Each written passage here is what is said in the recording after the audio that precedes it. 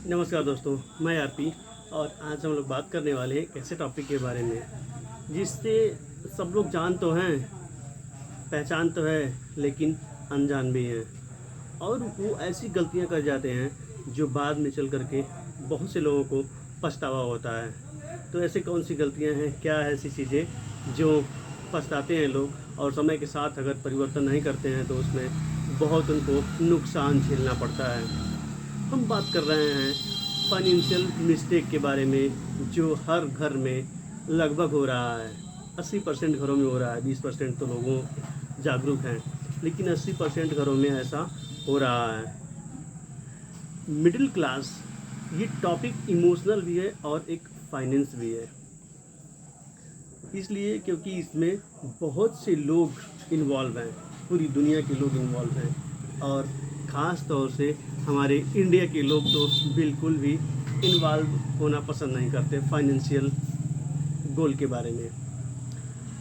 तो 7 financial mistake के बारे में हम लोग बात करेंगे जो मिडिल क्लास नहीं करता। और लेकिन कुछ फाइनेंशियल मिस्टेक ऐसी होती हैं जो धीरे धीरे उनकी फाइनेंशियल ग्रोथ को रोक देती हैं।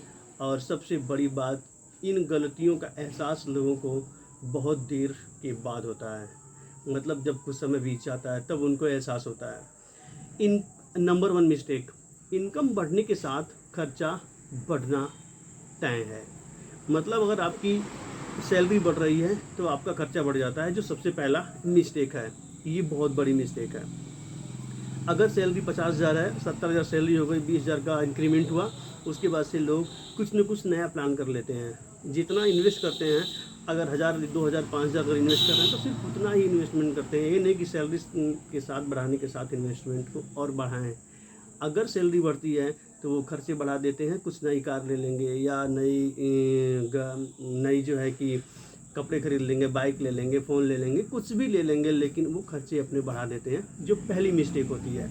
दूसरी मिस्टेक क्या होती है? दूसरी मिस्टेक होती है कि इन्वेस्टमेंट को कल पर टालना। जैसे आज हम काम कर रहे हैं और पैसा आ रहा है, खर्च कर रहे हैं, इन्वेस्टमेंट के बारे में सोच तो रहे हैं, लेकिन ये हो रहा है कि चलो यार कल से करेंगे या अगले महीने से करेंगे। अगला महीना नहीं आता है, फिर वो अगला साल हो जाता है, अगला साल, फिर वो अगला साल हो जाता है। इसी तरह करके कुछ साल निकल जाते हैं, जो फाइनेंस को मजबूत करने में एक बहुत बड़ा रोड़ा वो रुकावट पैदा करते हैं। मिस्टेक नंबर 3, सिर्फ सेविंग के भरोसे बैठे रहना सबसे बड़ी गलती है। इन्फ्लेशन 6-7% के हिसाब से बढ़ती है और हमारी सेविंग में जो सेविंग अकाउंट है उसमें जो हमको ब्याज मिलता है लगभग 5-6% के हिसाब से उसमें मिलता है।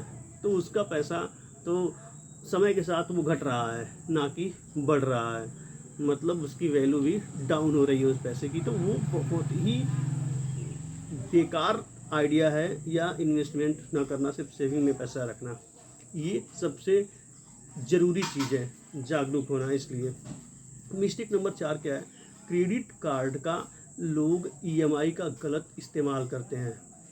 शहरों में सबसे ज़्यादा हो रहा है, सबसे ज़्यादा शहरों में क्रेडिट कार्ड का यूज हो रहा है। एक एक लोग 4-4 क्रेडिट कार्ड यूज कर रहे हैं, जिससे क्या हो रहा है, उनको ईएमआई तो चुकानी पड़ रही है, उनको और ज़्यादा पैसा पे करना पड़ता है। कभी कभी 20%, 30% उनको एक्स्ट्रा देना पड़ता है, जितना उन्होंने क्रेडिट कार्ड ले रखा है। तो वो उनका पर्सनल नुकसान ज़्यादा हो रहा है।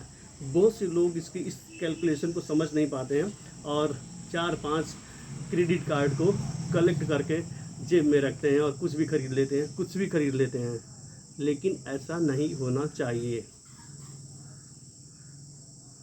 मिस्टेक नंबर 5, इमरजेंसी फंड न बनाना।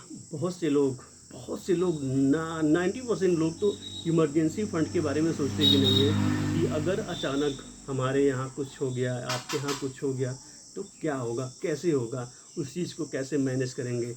अगर हमारी सैलरी पर 20,000 रुपये है तो हमको इमरजेंसी फ़ंड के लिए कितना उसमें से हर महीने बचा के रखना चाहिए, ताकि अगर तत्काल कोई ज़रूरत पड़ गई तो हम पैसे कहाँ से मंगाएंगे, कहाँ से पैसे, किससे मांगेंगे पैसे। इमरजेंसी फ़ंड बहुत ज़रूरी है, वो पूरे सिस्टम को बिगाड़ देता है। अगर आपका सिस्टम जो चल रहा है उसमें अगर आपने इमरजेंसी फ़ंड को जगह नहीं दिया है तो वो जो आपका सिस्टम चल रहा है पूरे सिस्टम को वो इमरजेंसी फ़ंड बिगाड़ देता है।